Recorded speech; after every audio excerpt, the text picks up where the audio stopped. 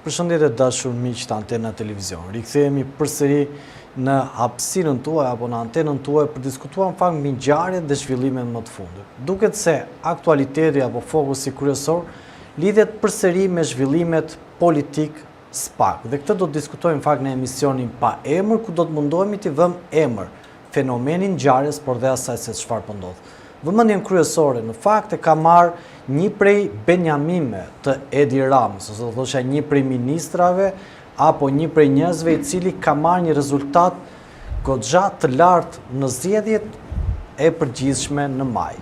Pra në anën tjetër, Mazniku, Arbia Mazniku, ish kryetari i Bashkisë Tiranës, tashmë ministër dhe tashmë një prej njerëzve drejtuesve të qarkut të Elbasanit, ndërkohë që ishte në fushat, SPAK i kontrollonte shtëpinë.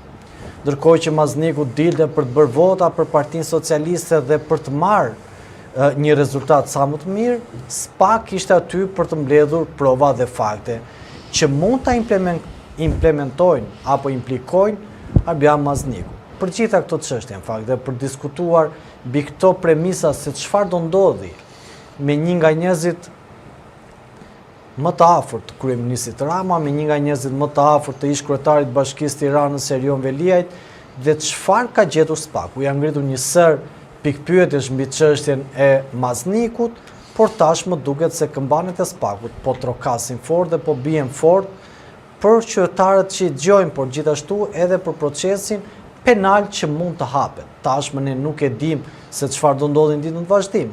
Por konkretisht ne dim që para 3 muajsh, kur Arbia Mazniku ishte në fushat, SPAK-u ishte brenda shtëpi.